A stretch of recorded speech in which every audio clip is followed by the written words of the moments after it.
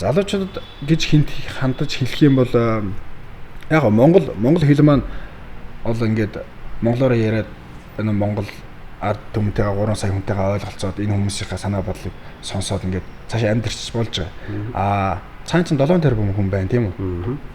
Дийлэнх нь англиар ярьдаг. Одоо ингээд дэлхийн хэл болчихлоо шүү дээ англи хэл. Тухайн англи хэлийг сурснараа яаж өгнө гэхээр дэлхий гэдэг номын санал бол орж байгаа юм гэсэн доо. Тий. Англи хэлтэй болж интернетээс юу ч судалж авалж мэдэж сурж болох гээд байна. Дэлхий дээр байгаа бүх хүн төрөлхтөнтэй харьцаж болох гээд шүү дээ. Тий. Энэ нь их өөрөө их том давуу тал болж өгч байгаа. Тий. Тэгээд одоо хэл сурах хэрэгтэй, хэлээ сураарай л гэж хичээх хэрэгтэй. Ууггүй хөдөлмөр шаардах баха тий хэлийг сурахад бол. Яг миний хувьд гэх юм бол Афганистанд байхдаа тэгээд сайн үгээ толдож нэгээр нь үгээ цээжилж яг явж ирсэн. Тэгээд нөгөө хэлний төв дээр суралцахдаа яг ингээл ном жумрын дагуу номоо үзэл дасгалаа гэж явахаар чи системтэй юм чи хүнийг ингээд авчиж штэ нэг л өдөр тий замаасаа гажихгүй л байхад тэр үг одоо хэл сурна гэдэг нь үг толдтол байд энэ дөө хүн угаасаа мартна. Тэгээ угаасаа толдоод монголоор мэдчихнэ. Дахиад мартна. Дахиад монголоор мэдчихнэ. Тэгээ ууггүй толдоод байвал тэгээд сүүлдээ толдох шаардлагагүй бол тэр хүртэл толдох хэрэгтэй. Тэгэхээр мөн шагаа маань бол англи хэлний курс сурахаасаа өмнө өөрөө үгсийн сангаа бол толдоод чэйжилж эхэлсэн байсан юм байна те. Тэгээ шүү дээ. Тэр чинь одоо яг нөгөө нөхцөл нь шаардаад эхэлж байгаа юм чинь. Германы галтгоонд ороод хоол идэнэ. Алинаас нь юунаас нь нэгийг авах юм. Алинаас нь хоёрыг авч идмээр байгаа юм. Яг шаардлагатай болж эхэлнэ. Тэгэл ерөөсөө нөгөө 1-2-оос ч авахгүйл сураал ойр зүр үгээ сурадлаад ихжээнгүүд яг хөө болоод ирнэ. Тэгэл тэр дэмэндээ ирчэндээ тэрэн дээрээ гიშгээл том ном бариад аавна. Тэгэл ер нь ном журмаар нь сурч ирнэ. Сурсан да. За тэгэхээр рейнжерийн сургалтын үед одоо тохиолдож байсан одоо хөвгтэй явдал ч юм уу эсвэл дурсамжтай зүйл юу байв? Тэрнээсээ хаалцаач. Яг олон сайхан зүйл байгаа. Яг би хөвгтэй явдал гэхээр ороод ирлээ нэг юм ярьчээ. Яг тэр чинь нөгөө нэг хээрийн бэлтгэлтэй гараад ингээд дадлага хийгээ явахаар чинь нөгөө нойрны хомсдолд орно. Тэ идэх юм одоо их үлсний ядарна. Яг тийм үед одоо хүн ч нөгөө ингээд жоохон суухаараа шууд унтчихдаг. Эсвэл ингээд зүгээр байж захтаа ингээд тархин унтчихдаг ч юм уу тийм нөхцөл байдал их үүсдэг юм байлээ. Би нэг өөрийгөө бас 2-3 удаа ажиглаж одоо анзаарсан.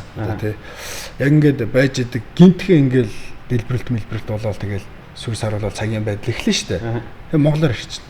Тэгээ хүн чинь өөрөө нөгөө орчуулах ёстой эдгээ мартцсан юм уу юм хүний тарих унтчихдаг юм шиг байна. Шууд өөрийнхөө нөгөө нэг төрлөх хэлээрээ шууд ингээд гадагшаа мессеж гаргаад эхэлж байгаа байхгүй. Тэгээрээ чи ингээрээ гэд. Тэгээ нөгөөх нь ойлгохгүй. Юу нэ чи яа гэдэг юм би ойлгохгүй нэ гэд.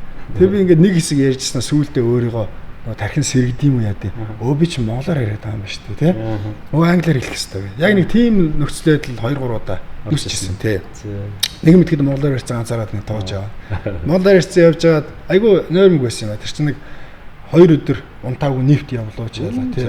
Тэгээ 3 дахь өдрийнхөө орой яг цагийн байдал өгөөд. Тэгээ би нөгөө хажууд нөгөө Таиланд найз маань байж байдаг. Тэгээ би гинт монголоор яриад хэлдэг нөгөө манай Таиланд өөдөөс Таиландаар яриад хэлдэг. Тэгээ тийм одоо хөвгтэй явдаас байна. Тий. Дурсамжтай зүйл нь юу вэ? Яг тэр сургалтын одоо рейнжерийн сургалтын юм. За нэг сайхан дурсамж байна. За одоо рейнжерт чинь ингэдэг байхгүй одоо орхоос эхлүүлээл Ranger Creed одоо тангараа цээжлэн. За. Тэр чинь одоо биднэрт бол айгүй бас төвхтэйч тэдний хувьд бол би тэгсэн чи ингэн те тийм учраас би ингэн гэсэн нэг хэдэн өгүүлбэр л байгаа шүү дээ. Бидний хувьд тэр чинь бас цээжлэх жоохон төвхтэй. Тэрийг ягштал цээжлэн. Тэгээд тэр чинь өглөө болох ингээл жагсахад ингээд нэг 6 зэргийн албаа агч 6 хэсэг өгүүлбэрийг тэгээ 6 хэсэг текстийг нэг нэгээр ингээд орилж уншдаг байхгүй. Тэгээ бусдын тэнцэж ингээд 500 гаруй ингээд зогсож байгаа ингээд нэг өгүүлбэрлэхэд араас нь сар гэж хэлдэг. Тэгээ би тэрийг амар ингээд хэлэх юмсан гэдэг дотроо юм хүсэл байгаад байдаг. Тэгээ гарахаар нөгөө хилэндээ муу болохоор ч юм алдчихгүй фейлдчихгүй гэдэг байдлаас ингээд айгаад гардаггүй. Тэгээд яг нөгөө хамгийн сүүлийн фейс дээр шалгалтаа өгж дуусчаад маргааш өглөө нь үлээ яг ингээд чагсаасан. Тэгэл 6 зэргийн албагч гараараа гэхээр яг шийдээл. Өнөөдөр л би хэлэхгүй бол надад боломж алга гэл. Бошоон гарцгүйгээл нэг дээр зогс те. Яг тэгэл зогсоод Ranger Creed гэл recognizing that I wasn't a ranger гэдэг ингээл сар гэж 6 зэрэг. Тэр бол амар гоё мэдрэмж байсан те. Миний амьдралын авч ирсэн их гоё мэдрэмжүүдийн нэг тэр.